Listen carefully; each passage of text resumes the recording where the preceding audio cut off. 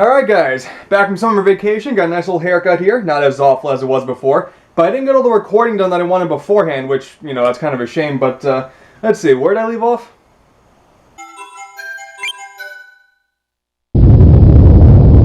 Ah, hi, it's Anthony. I know it's sudden, but I really gotta come back. Don't ask.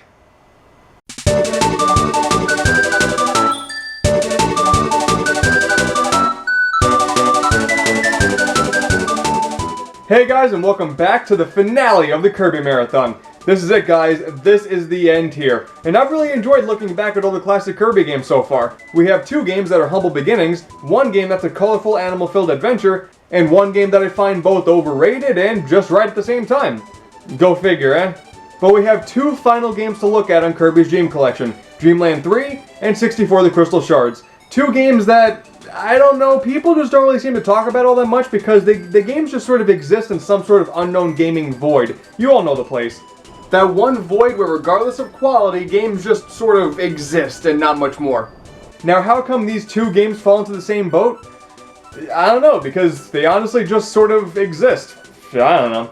But enough of the nonsense. After Kirby Superstar really tried changing things up for the series, it's time to go back to Kirby's roots, with Kirby Dreamland 3 for the Super Nintendo. The story begins back on Popstar. Kirby's chilling out and fishing with his creepy amorphous blob of a friend Gooey. I don't know, you keep pushing him away and he keeps on showing up. He's like a cat, really. And now, stop me if you've heard the story a million times before, because I know for damn sure that you have.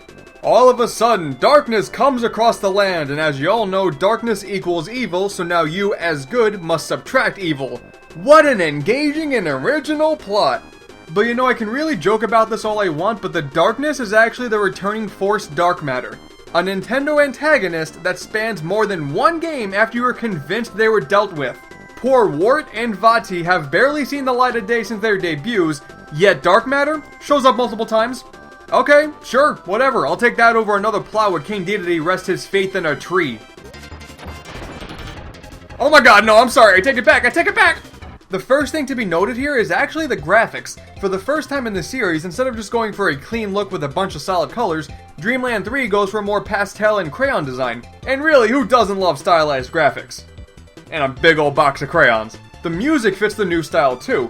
It's all very happy and filled with a ton of catchy melodies like you'd come to expect at this point, but everything sounds a whole lot softer and ambient. But seriously now, aside from that, the game dialed up the adorableness to just an incredible degree.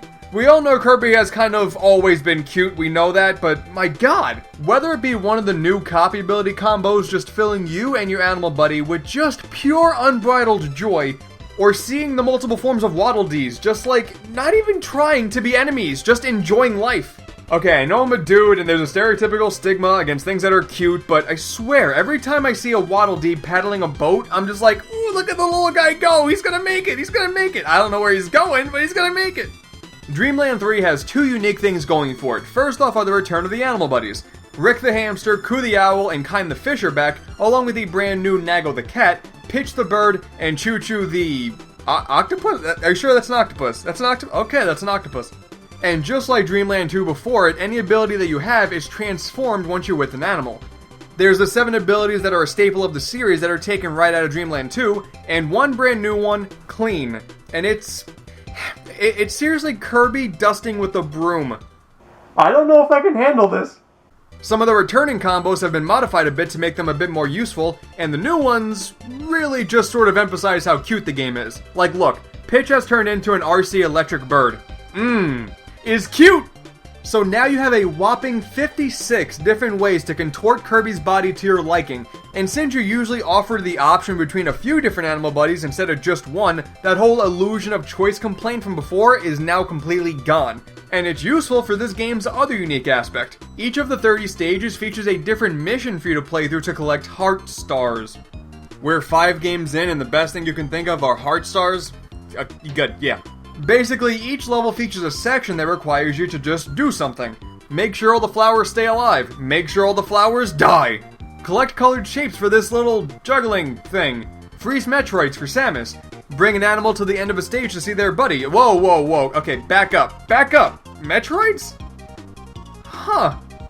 Most of the missions are pretty easy and straightforward and honestly a bit formulaic. Like every level 1 of a world is based around flowers, for example. And the only ones that kinda stink are actually the minigames. They all rely on memorization, which is kinda hard to do when they give you like a half a second to formulate an answer. It's not very nice. It's a pretty cool idea despite being pretty formulaic, but it comes at the sacrifice of solid level design. Some of the areas really just feel flat and boring, and it really is the mission gimmick that keeps things interesting. But the boss fights are actually some of the best parts of the game, a few of them throwing out some new ideas, which is always nice. But the best part of the entire package is easily the style.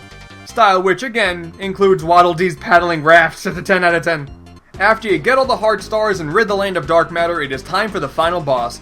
Just like Dreamland 2, the non-true final boss is King Dedede, who has been possessed once again. That's just sort of his thing now. Except now he has a heavy dose of Pac-Man fever. It's timely. Then once you beat him with all the heart stars in hand, it is time to fight dark matter once again. Come here, evil bastard, face the power of my wand of love. Aha, gotcha. Whoa, okay, giant eye, okay. Oh man, is it shooting blood at me? It's, Bruce. Alright, almost there, got him! Oh my god, what? What? Oh man, that is vile. This is Kirby? Okay.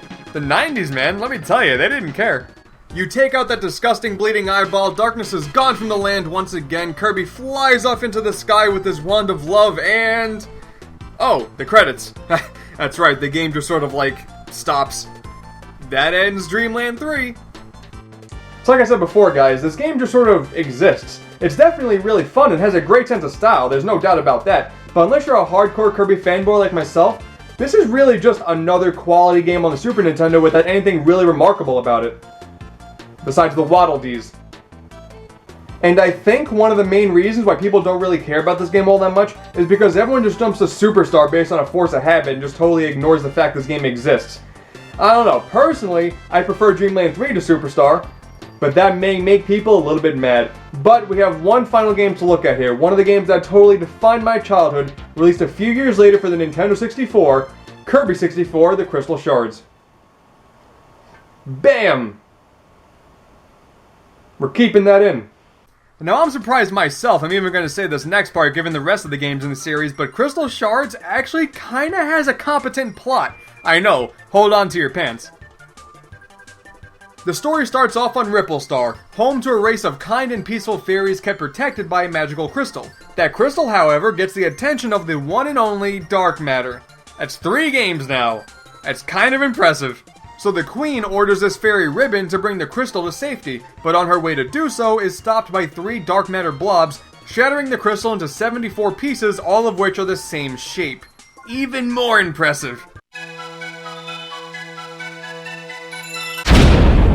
So now Kirby, Ribbon, along with the help of a random Waddle Dee, that one painter boss from Dreamland 3 Adeline, and King Dedede, who has officially given up the entire concept of being a bad guy, are off to repair the crystal and save Ripple Star.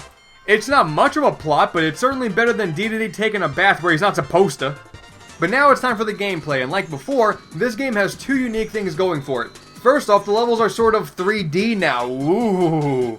Rather than just the flat landscapes of old school and, well, new school 2D platformers actually, Kirby 64 plays with the camera a lot to make up this illusion of a 3D space, and honestly, it is pretty cool to look at. Ooh. It's actually pretty similar to another game starring a Dream Warrior, Klonoa on the PlayStation, which pulled off something similar 2 years prior, but that's for another time. The second thing the game has going for it is the magic of copyability combinations. No animal buddies this time around, instead, Kirby himself can take on any of the 7 abilities, combine them with the same 7, to make the ability result of your dreams. Like a fridge. It is actually a pretty cool feature, and it is fun to see what you'll get by combining 2 random abilities. Oh, that is it, ladies and gentlemen! 3 successful spinning jump things in a row! Give them a round of applause!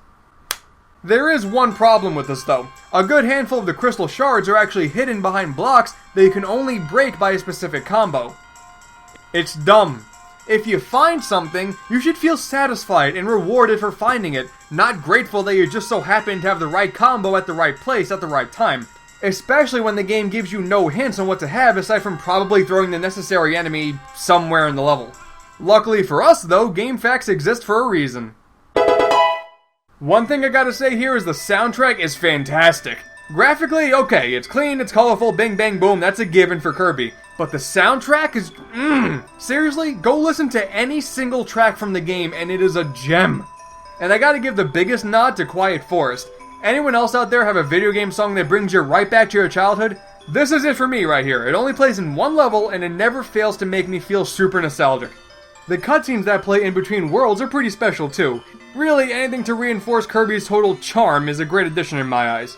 I'd like to point out here that this cutscene's title is Idiot of the Sea. It seems pretty accurate. And I can't talk about Kirby 64 without talking about this. There's this pretty crazy thing about World 5, Shiver Star. It starts off like your average snow world. Nothing too special, just a lot of snow and ice, that's fine. There's even a cool level that takes place in the sky. You soon find yourself in a colorful toy factory, followed by a dark and mechanical factory conducting experiments and making its own demented-looking life forms. And take a look at Shiver Star itself. Look familiar? It should, because that's freaking Earth! Shiver Star is Earth frozen over with barely any signs of life, just an evil factory run by an unknown force. Oh, you know, Kirby. For kids. The game has 3 different minigames too that are really just at the most kinda decent. You and up to 3 other players can either do a hopscotch race, collect as much falling fruit as possible, or be the last man standing as you send your opponents to their death. After you beat the main game's non-final boss, Miracle Matter, with all of the Crystal Shards collected, the big old crystal that you rescued zaps the queen right in the ass because she too was possessed, and apparently can only be unpossessed by dark matter removal via butt. And then thanks to Kirby's cell phone? Really, a cell phone? Okay, a cell phone.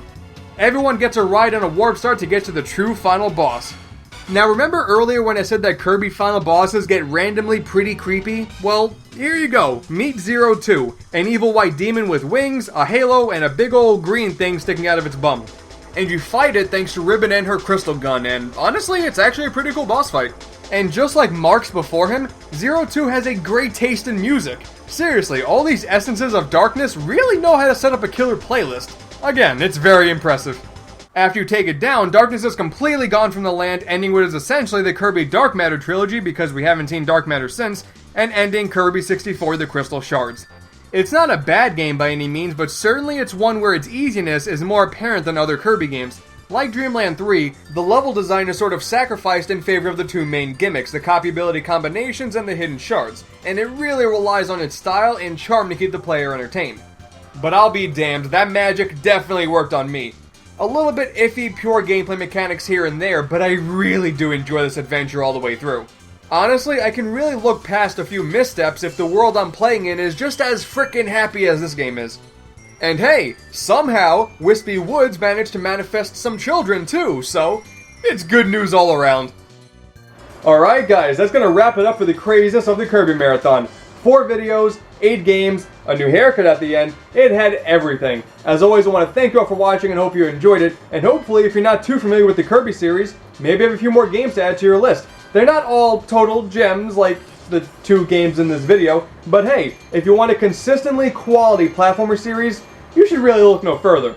And man, we haven't even scratched the surface of what the Pink Puffball has to offer. There's a lot more games in the series, and really, just a freaking buttload of spin-offs. But rest assured, I'm sure I'll be talking about them all at some point down the line. But, yeah, now that Kirby's all out of the way, I gotta move on to some other stuff. So, I'll catch you guys then. Come on, Kirby, let's go. Oh, before I go, could you roll the clip real quick of the fiery bird crapping and then exploding? We can roll, okay, roll the clip. Bye, guys.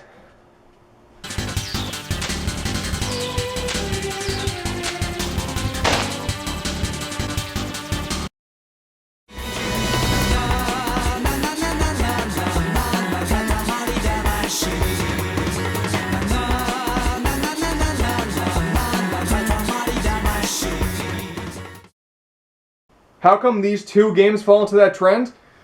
I don't know, because they just sort of exist. I don't know what to tell you. Of course I know what to tell you. I'm making a review for them. Let's try that again.